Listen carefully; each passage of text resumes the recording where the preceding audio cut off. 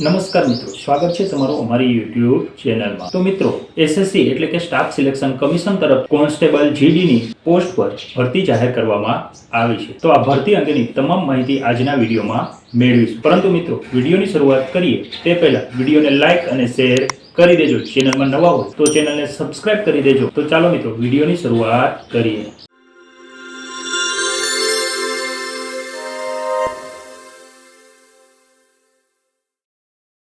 તો મિત્રો, આજે ભરતીની જાહેરાત છે તે એસએસસી એટલે કે સ્ટાફ સિલેક્શન કમિશન તરફથી જાહેર કરવામાં આવેલ છે।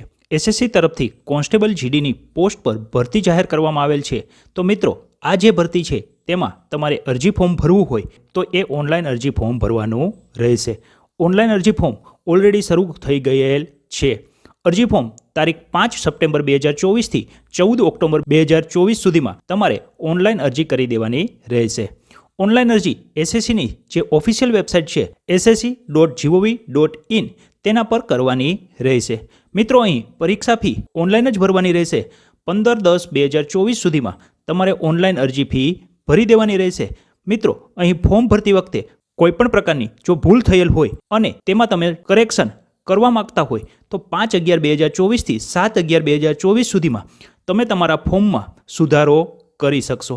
અહીં તમામ ઉમેદવાર કમ્પ્યુટર બેઝ ટેસ્ટ લેવામાં આવશે અને તે ટેસ્ટ છે તેનું આયોજન અંદાજિત જાન્યુઆરી-ફેબ્રુઆરી 2025માં કરવામાં આવશે। મિત્રો, અહીં અલગ અલગ ફોર્સમાં કુલ પુરુષ ઉમેદવાર માટે 35,612 તથા મહિલા ઉમેદવાર માટે 3,869 બંને મળીને કુલ 39,481 જગ્યા માટે ભરતી કરવામાં આવી રહી છે। ચર્ચા કરી લઈએ મિત્રો પગાર ધોરણ વિશે। તો અહીં એનસીબી એટલે કે નાર્કોટિક્સ કંટ્રોલ બ્યુરોમાં ઉમેદવારને પે લેવલ 1 મુજબ 18,000 થી લઈ અને 56,900 સુધી પગાર મળવાપાત્ર રહેશે અને બાકી તમામ ઉમેદવારોને પે લેવલ 3 મુજબ 21,700 થી 69,100 સુધી પગાર મળવાપાત્ર રહેશે। ચર્ચા કરી લઈએ એજ લિમિટ વિશે। તો અહીં મિત્રો, અરજી કરવા માટે ઉંમર કેટલી હોવી જોઈએ? તો અહીં 1/1/2025ને ધ્યાનમાં રાખીને પોતાની ઉંમરની ગણતરી કરવાની રહેશે। 1/1/2025ના રોજ ઉમેદવારની ઉંમર ઓછામાં ઓછી 18 વર્ષ અને વધુમાં વધુ 23 વર્ષની હોવી જોઈએ। જો આપણે જન્મ તારીખને ધ્યાનમાં લઈએ તો ઉમેદવારની જન્મ 2/1/2002 થી લઈને 1/1/2007ની વચ્ચે થયેલ હોવો જોઈએ। પરંતુ અહીં અનામત વર્ગના ઉમેદવાર તેઓને સરકારશ્રીના ધારાધોરણ મુજબ છૂટછાટ આપવામાં આવશે। તેમાં એસસી અને એસટી કેટેગરીના ઉમેદવારને 5 વર્ષની છૂટ મળશે।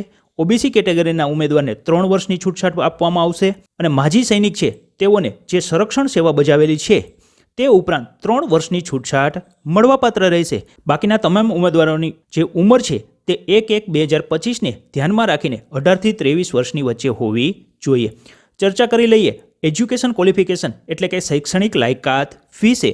તો 1/1/2025ને ધ્યાનમાં રાખી કોઈપણ સરકાર માન્ય બોર્ડ અથવા યુનિવર્સિટીમાંથી મેટ્રિક એટલે કે ધોરણ 10 અથવા તો તેને સમકક્ષ પરીક્ષા પાસ કરેલી હોવી જોઈએ। અરજી ફી વિશે વાત કરીએ તો અહીં તમામ કેટેગરીની મહિલા ઉમેદવાર, એસસી, એસટી અને માજી સૈનિકને અરજી ફી ભરવાની થતી નથી। તે સિવાયની તમામ કેટેગરીના પુરુષ ઉમેદવારો એ ₹100 અરજી ફી ભરવાની રહેશે।